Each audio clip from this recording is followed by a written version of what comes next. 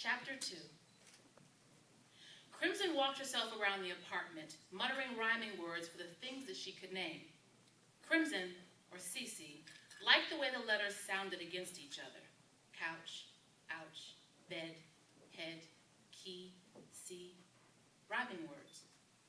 Mrs. Castellanos taught her the rhyme game, and they played in the courtyard all the time. Cece wondered if her mother knew about rhyming words. Cece had learned a lot of things from Mrs. Castellanos that her mother didn't know, like the alphabet song, the Berenstain Bears, and ginger snaps. Cece had rushed inside one day to tell Mama about the rainbow color that no one could see. If they can't see it, how do they know it's there? Cece had asked. Cece's mother, Carla, sat in their kitchen with hollow gray eyes fixed on the table. She nudged her shoulder into a weak shrug. They just do, Crimson baby, her mother said. Cece couldn't remember when her mother became too weak to carry around anything more than tears. When the sad started to come, pressing her mother to their bed, her mother cried slick, silent tears for a long, long time. Longer than a game of hopscotch. Longer than singing the alphabet 5 times. Longer than a nap, even. The sad made her mother cry a lot. Cece wasn't big enough to pry the sad away from her mama. Instead, she tried to remember for them. After the building manager lady fussed at Mama about their overstuffed mailbox, Cece remembered to pull the letters every day, even though her mother seldom opened them. When the last roll of toilet paper was snapped on the rod, Cece remembered to pull bills with the 20s on them from the nightstand, tuck them in her shoe, and walk to the store. When Cece could see the Baker family through their apartment window, all dressed up in their fancy clothes, Cece remembered to gather Mama's underwear with hers and cover them with bubbles in the bathtub. Cece remembered to make the sandwiches and open cans of fruit cocktail for lunch. She snapped rubber bands and barrettes around thick handfuls of hair. She whisked their floor with a broom. She sniffed the milk. She wiped the dishes. She arranged her small troop of dolls into a corner every night. Cece's mother was slender with elfin features, to include a spray of cinnamon freckles along her light brown skin. She was not an animated woman by nature, but the density of her filled the house. When her mother was filled with air and words and winking, Cece loved the way everything about her mother would soften. There were still exceptional days, like today, when her mother tickled and ate sandwiches with her. Cece didn't hope for those days anymore. Hoping made her skin ache on the inside. I think there's extra sunshine out there today, her mother said, pulling her hair into its regular ponytail. Let's go outside and get some. Cece hadn't noticed any extra sun, but she nodded in agreement anyway. She watched her mother at first. Ever since the flowers started to push from the ground in the courtyard, her mother's light might only last a few minutes, instead of the whole morning. Definitely not the whole day anymore. Sometimes her mother wouldn't last for more than a game of jacks. Cece counted to 100, listening to her mother chatter while she floated about the apartment. Bedroom, kitchen, bathroom, kitchen again. When Cece reached 101 and her mother was all dressed in her jeans and a button-down shirt, Cece allowed the giggles to spread all the way down to her elbows and knees. She stayed smiling as her mother snapped 2 Afro puff ponytails on the top of her head. They decided to drag their 2 kitchen chairs out into the porch slab and eat Cheerios with extra sugar. They watched the sun pull itself over the wall of their apartment complex. The residential building that they lived in had been converted from a senior citizen community to low-income housing the year before Cece was born. Many of the elderly residents remained, like Mrs. Castellanos, the second floor widow who befriended Cece. Most of the residents were young veterans, some with wives and preteens, some with screaming girlfriends, many with only bottles and brown paper bags. The building was fashioned like an old hotel, an open rectangle lined with all their front doors. Cece had counted 24 doors on the first floor and 24 on the second.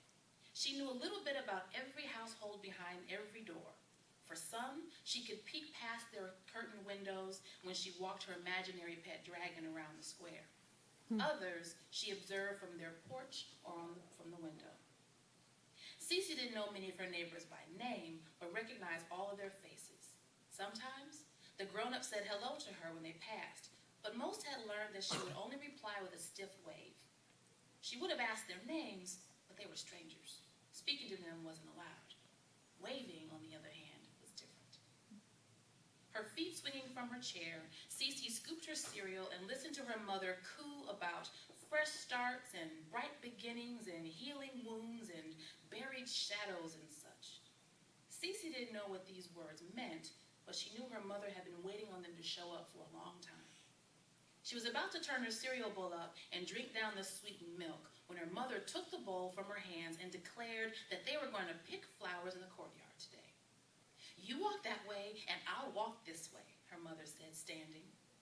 Between watching her mother flit along the other side of the courtyard and searching the sidewalk cracks for flowers Mommy called dandelions, Cece hadn't noticed one of her neighbors waving through the window. Mr. Big Mole on his chin tapped on his window pane to get her attention. Cece liked Mr. Big Mole. He had thick auburn sideburns, sparkly eyeglasses, and the coolest bell-bottom colors ever. Cece thought there must be music playing inside his head when he walked, the way he bounced and bumped along their walkway. He didn't have children, but he did have a girlfriend who wore earrings so big, Cece imagined them as hula hoops. Cece saw them kissing all the time. Mr. Big Mole had his thumbs tucked under his armpits, flapping in a funky chicken dance. Cece burst into tickles of laughter. Cece looked over to see if her mother was laughing too. She had rounded her second corner on the courtyard and was moving toward her daughter. Her eyes were cast to the ground, but it didn't look to Cece like she was looking for flowers anymore. As Cece got closer, she could see the light in her mother's face being consumed, once again, by textured shadows. When their eyes met, Cece saw no trace of the smile that had greeted her just an hour earlier. The inside of Cece's skin began to hurt again, and her small clutch of dandelion seemed woefully misplaced inside of her hand. "Let's go inside now, Crimson Baby," her mother said. As Cece took her hand, she looked over her shoulder to wave goodbye to Mr. Big Mole. He waved back, but his smile and funky chicken were gone. While Cece placed her small clutch of dandelions into a small Dixie cup filled with tap water, her mother retreated to their room. Cece could hear the mattress groan its familiar embrace while she put away the kitchen step stool.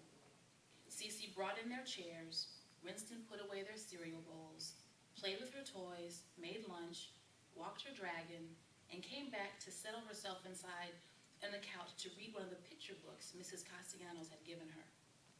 Cece fell asleep there. When she awoke from her nap, Cece saw her mother next to her, folded into her old armchair with damp knots of tissue scattered around her like spent bullets. Cece said nothing, just rose from the couch to wrap her small arms around her mother's neck. Her mother didn't respond to her tight embrace. She never did. Not this version of her mother. Cece kissed her mother's hair and went into the kitchen. She began her evening ritual of dragging out the kitchen chairs to the fridge, reaching into the freezer for 2 frozen dinners, and climbing down to spin the oven dial to 425.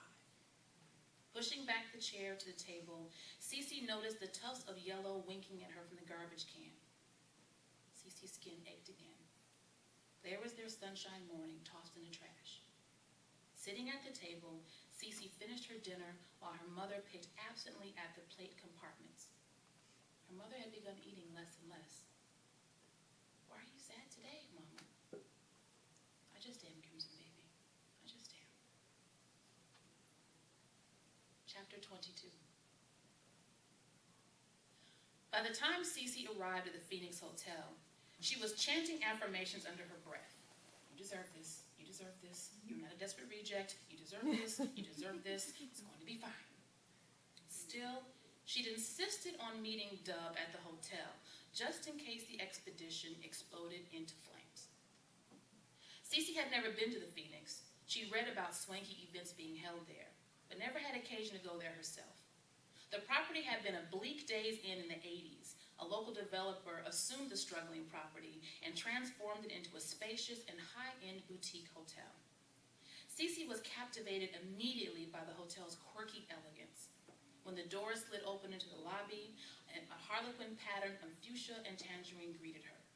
A wall shelf traveled the room, boasting an eclectic mix of accent items: copper balls of twine, falcon statuettes, pewter candlesticks, antique tin boxes, empty wine bottles, and a vintage radio.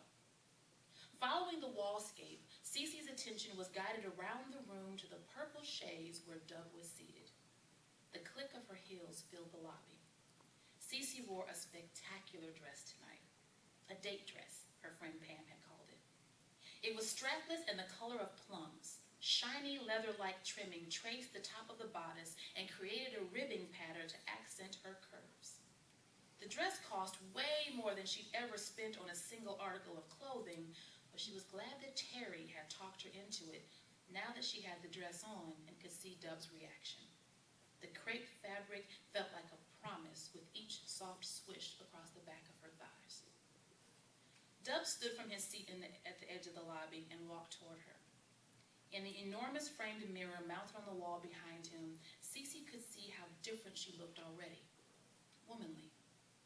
Her hair was sculpted into a small ocean wave that tapered at the neck. Soft hues of berries and spice were dusted softly on her full features. Cece took a deep breath and returned his smile. "Look at you," Dove said. He was dressed to precise fashion as usual. The core of his outfit involved straight gray pants in material that seemed like a couture brand of canvas. "I hope you know how remarkable you look." Cece felt her neck heat and flush. Dove's compliment slid over her bare shoulders, warm and true. She'd been prepared for a critique, an opinion, an annoyed commentary, as was their way. She saw none of that in his eyes tonight. He smiled at her, seeming to read her thoughts. "Let's go," he said, cradling her elbow with one hand, resting the other on the small of her back. With barely the pads of his fingers, Dove guided her across the hotel lobby and into the elevator again. He pressed the button at the top of the panel, and Cece commanded her stomach not to lurch. Dasha Kelly's highly lauded novel, Almost Crimson,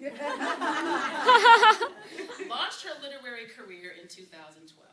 Yes. She presently has 8 titles of fiction, numerous highly anthologized short stories and essays, and 2 of every literary award. Dasha travels the country as an artist and lecturer, to include her MFA alma mater, Antioch University. Dasha's newest publication is a collection called Tangerine Bash, written with her beloved Tangelos, and a commentary with Imani Williams.